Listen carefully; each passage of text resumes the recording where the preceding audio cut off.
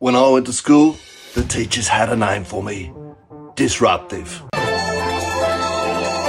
Turns out though, inside school with a K, that's my biggest advantage.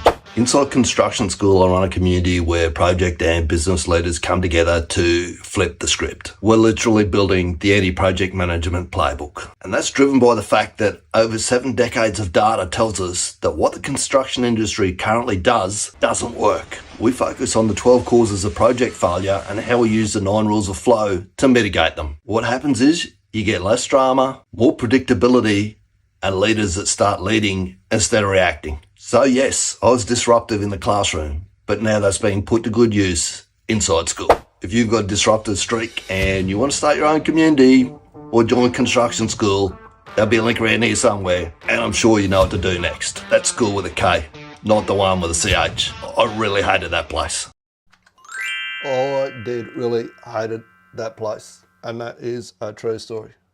Just like the shut the fuck up cakes we're going to talk about today and why that was such a powerful moment on site, as strange as that might seem. Now, day 69 of 90 of ORCA.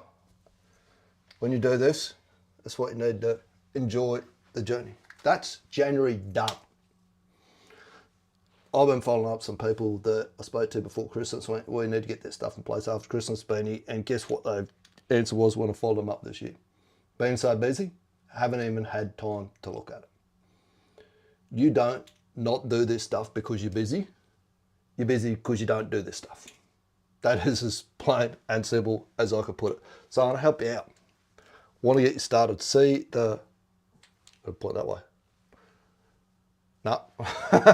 Going to give up. Who? I want to start getting... Obviously, I'm at the point where this is almost automatic, which is why the shut the fuck up cakes story is so important as well. I want you to get moving with this yourself. This ORCA process, whatever questions that you got that you want to come on and ask about on the board. I want you to get 3 in a row to start with. Turn up and do 3 lives with me. All you got to do is click a link, turn up there with your camera and your microphone on. I'll do the rest. That's you. You want to jump on these sessions, be the who, the guest. Reach out. Say, I want to do the live ORCA session. Beanie. You got to be prepared to do 3. If you're not prepared to do 3 in a row, we're wasting each other's time. All right. So, you know what to do, how to reach out for that one. What I'm going to do now, click to this thing right here. What we want to do, we must do, we try and keep this running ourselves, and this is a $1 million question today. At what point does supporting the team quietly become being the constraint, you being the constraint? Because it does. At a certain point, it can only move as quickly as you can, and that's where that story comes in. So I want you to have a quick listen to this video by Ryan Tierney, because this should be your Masogi this year. 2026, you should be wanting to build this. If you want to be successful at Lean, you've came to the summit to learn. Every single company in this room, and there's 123 companies, every single company should have a Lean dream team. Decide who is the best person for this, to improve this part of the business. Who is the best person in my network to improve this part of the business? If you want to be successful at Lean, who is the best person in your business and in your network to improve this part of the business? He calls it Lean, okay? I do a lot of different practices, Lean being the underpinning, what Charles Duhigg calls the keystone habit, is part of this process. 2-second Lean, what Paul Akers and Ron Tierney speak to. You need a catalyst within your business. There's going to be the single point of accountability, as he says, to drive this. You also need a wingman. The catalyst needs a wingman to help him out. You need a wingman yourself. So a lot of people say to me, well, Benny, you do a lot of content. A lot of how So if I point to how here, the camera might, it's not going to do it the day they want it to do it. Every other day when I wave my hand around, it focuses in on it. Typical. All right, I'm going to focus in here a little bit closer because you don't need to see me. You need to see what's up on the board here. Let's just get this squared away. You don't need to see the psychedelic lights. Okay. So, we want to build a lean dream team. Got 4 quadrants. There's a lean dream team up in this quadrant up here. Down in the bottom here, we've got some level of shit show going on. The bottom here is the lowest probability of it actually happening. 70% of change management fails. Down this end of the scale is the slowest and the most painful way that you can possibly do it. This end of the scale is the fastest, and this up the top here is the highest probability of it actually working, of it sticking. People say to me, you do a lot of content. I can just go and watch how you do it. Do it on my Pat Malone for free. You can, but you won't. It won't stick. It's low probability, and it's too slow. You will never ever stick to it. I've done this stuff for years and years and years and years. My bookshelves are full of fucking books. I've listened to thousands of podcasts. Tens of thousands, probably, if not tens of thousands of hours of training into doing this. You don't have the reps. You haven't done the reps. You can do it. You most certainly can. But you won't. As I say, you won't. All right. So that's the worst possible way, in my opinion, of doing it. The way that I did it. Take my advice. We move up the scale a little bit. What we could do is get inside school, skool.com. School with a K, not a CH. I hated the one with a CH. Just here. Inside school. And do it with a wingman, someone else within your team. Send 2 of your team members there.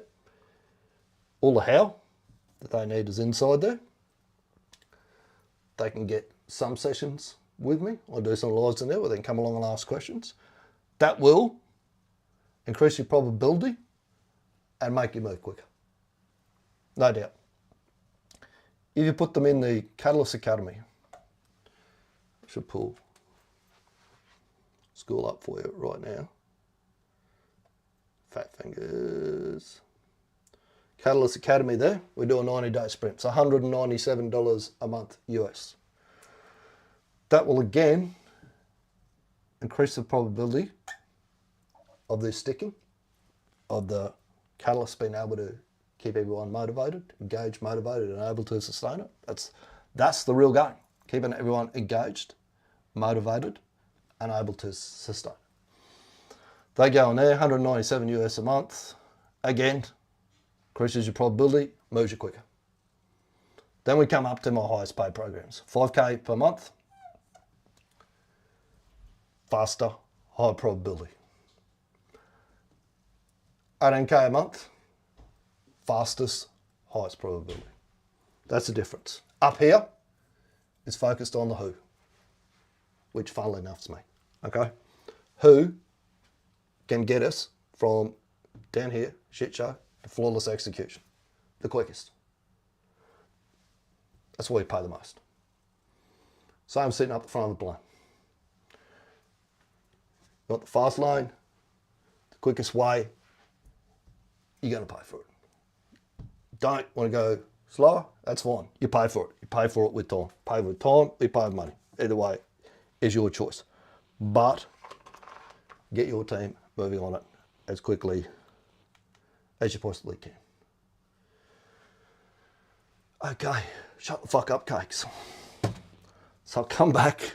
Must have been Monday morning. I used to drive in on a Monday, drive out on a Friday. Okay, so I've come in. We've been doing this, a morning meeting. We weren't even doing ORCA. I didn't even know about ORCA at this point on the project. But I knew about Scrum, and I knew about how powerful the morning meeting was, about having signals up on the board, getting everyone on the same page.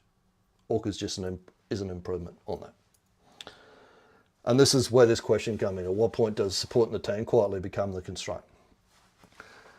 For the first, I'm going to say at least 30 to 40 times that we did it, I ran the morning meeting. We got to a point where I took the client-side superintendent in. I said, how about we get the senior supervisors to start running this morning meeting instead of me? He hummed and hawed about it for a bit, thought about it, went around in circles for a little bit, come back and went, yeah, you're right. We get senior supers to start running. Senior supers started running it. I don't know how far we were into the process. I'm going to say we were more than 60 days in.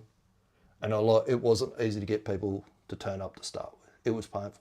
Go around and chase them up. Oh, do we have to really do it today? Yes, we're fucking doing it today. We're doing it every day. In fact, one senior supervisor left the project, told me it would never work because no one would stick to it. So Daryl, you should know me well enough to know that everyone's going to stick to this. I'm like, it will happen. It used to. Anyway. I come in. They were giggling like little fucking schoolgirls this morning when I've come into my office. They're all hanging around the door because I used to have a door that opened into it. And they asked me these silly questions. What are these fucking clowns up to? They're in and out, in and out. Different supervisors had come in and out. Seniors had come in and out. Superintendent would poke his head in and out. What are these fucking blokes on? Because I had posters everywhere. Stuff on the walls. Crib up my office walls. Look his out like this. And I go, have you looked at the back of the door yet? Fuck, why? Just have a look at the back of the door. Got the batter on my end about smoker. They couldn't hold it in any longer. So I've turned the door, shut the door so I could see the back of the door. On the back of the door, they've put this little poster up. On the poster, it's got, we baked you some shut the fuck up cakes. Now, there's a line in Chris Voss's book, Never Split the Difference, which is negotiation is the art of letting other people have your way. At that point, I knew I'd reached a tipping point. I'd negotiated myself to the point where I was letting them have my way. They were running the morning meetings. What they were saying to me weren't being arseholes, weren't being rude. It was their way of saying, we're good now, Benny. We've got this. You can step back out the road and leave us. Actually, they used to make me go and stand in the corner. They say, go and stand in the corner, Benny. Right, turn your back. So I turn around like this. Do what they say. Play their little fucking game. Turn around and they'd do their meeting. And I'd stand there till the end. And I'd turn back around and I'd shout something out at the end of the meeting. Ah, shut the fuck up. Yeah, another shut the fuck up cake. They had ownership. Two things. That and when they started taking these things off of me and writing on the whiteboard themselves. For months, I was the only person that ever wrote progress on the whiteboard. In fact, they used to avoid coming into my office to start with because they'd been flogged so much for being behind. And then this bloke comes in and starts writing a score up every day. Where's the EV? Putting the schedule up on the wall. Why haven't we started this? Asking the hard questions everyone was trying to avoid before. When they took the pens off me and told me shut the fuck up, stand in the corner, my job was done. At that point, my job to support them was to stay out of the road. And they come and tell me what they needed, and my job was then to sort out what they were asking for. You have to get to that same point. You have to get to the point where they say, telling you, we're good now. Stay out of the road. Don't micromanage the people. I had this one the other day. Micromanage the constraint. Your job then is a supporting role to say, what do you need from me? Extremely powerful when you get to that point. The job really, really starts to move. All right. So you know what shut the fuck up cakes were all about. Daily ORCA. Day 69 of 90. January is gone. We only had Christmas dinner. Feels like just the other day. We had a sensational Christmas dinner with my daughter and her boyfriend down in Melbourne. Went to this little pub. It was magnificent feed. Feels like it was 2 or 3 days ago. 1 month's gone. Fat man slides down the chimney in under 11 months. Again. What are you going to do? You're going to let it slip away, again like last year. Stuck down here. Focus on the how instead of who. Get you where you want to go quick. It is the 31st of January, 2026. This is a new shift.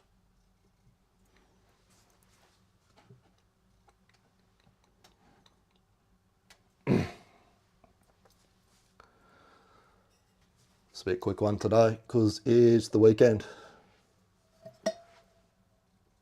Home ORCA, ORCA. Every time I spell it, it gets the transcription right. But if I don't, it'll go,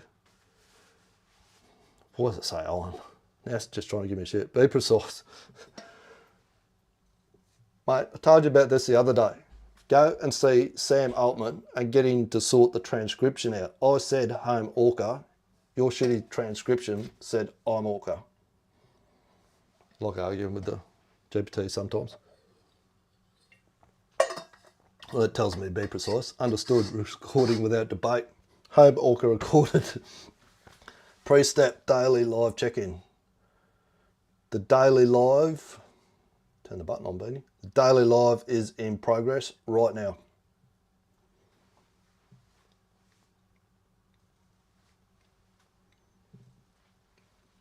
Task validation, verify full kit, write a physical Kanban ticket, which I did, which was, Kanban ticket for today was create your lean dream team for school. Did that.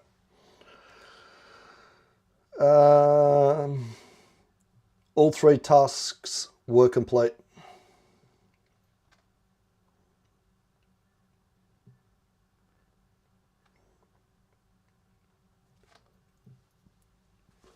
State 1 objective. Today's objective was to tell the shut the fuck up cake story on the live.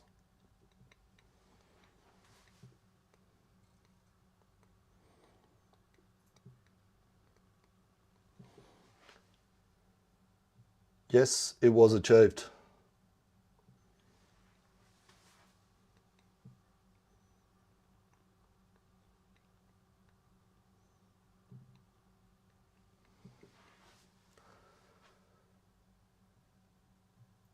Behaviours, even though it's a weekend, I went and got my gym in first, came home, had my breakfast, shower, come into my office, doing the live right now. Constraints removed. I did remove a constraint.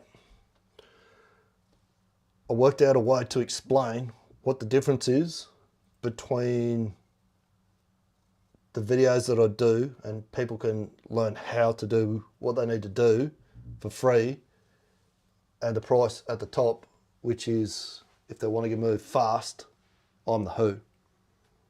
That's a major constraint removed for me.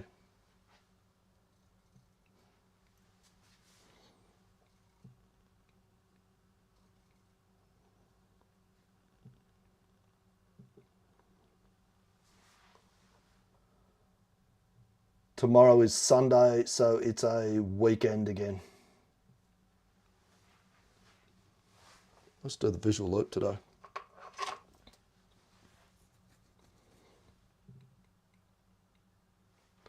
Weekend mode, verify full kit or a Kanban ticket, run the daily live. Execution index is 3 from 3.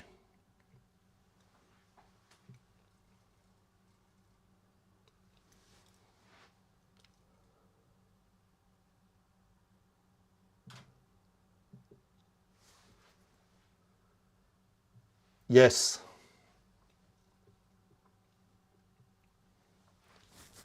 Right down this bottom corner down here. This is a lady called Ayat Go. She does some killer work. This is based on her work. It's called the STAR system for telling a story fun enough. So story, takeaway, application, reflection. This here, she works with a guy called Dan Rome. This is his 6 picture framework. Extremely powerful when you're trying to get across to someone what we need to do. which is what I did here as well, gave you a real visual of what's the difference between 3 and 18k. If I just said to you, what's the difference between 3 and 18k, and I went, me, then you go, pfft. Now you know why. 2 to 5 minutes. One outcome made inevitable today. One outcome. One outcome. Running alive.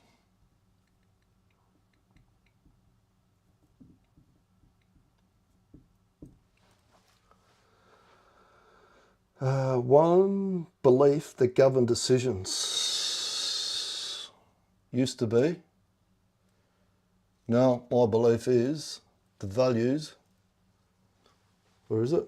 My value is in the outcome that I make inevitable, not the busy. My value is in the outcome that I make inevitable. That outcome up there.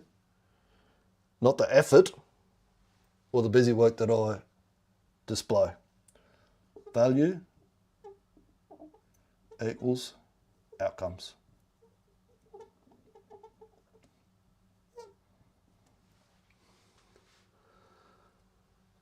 One constraint that no longer matters, the thinking.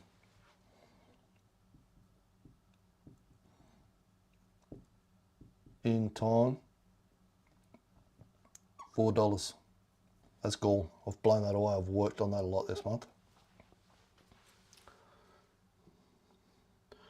One continuity marker, 31 days in a row.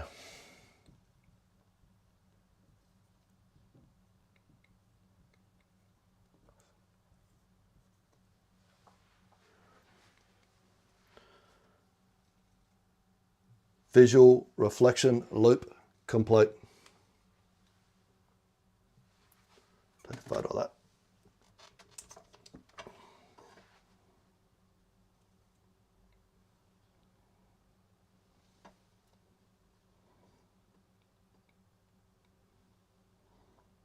That bit there.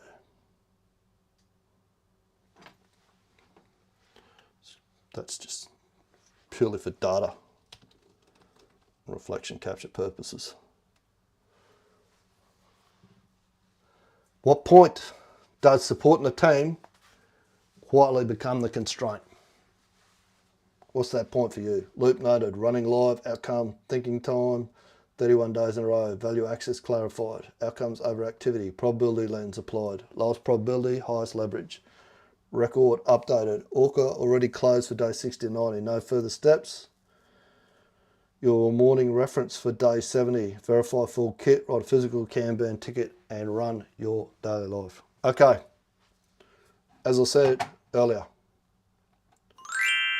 it's now over to you. It's time for you to get a streak like this with your team. Don't end up at Christmas going, where did 2026 go? I had the best intentions, had a New Year's resolution, but never quite worked out. At what point does supporting the team quietly become the constraint? How are you going to get to your shut the fuck up cake story?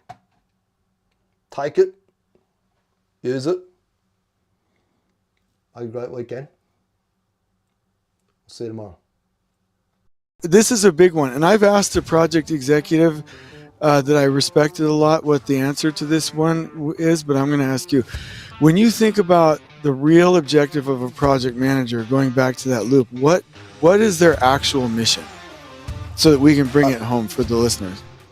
Okay, so the actual mission is, I'd go back to the book by Patrick Lencioni, 5 Dysfunctions of a Team, and a quote in there that says, if you could get all of the people in an organisation rowing in the same direction, you could dominate any industry, any market, under any conditions, at any time.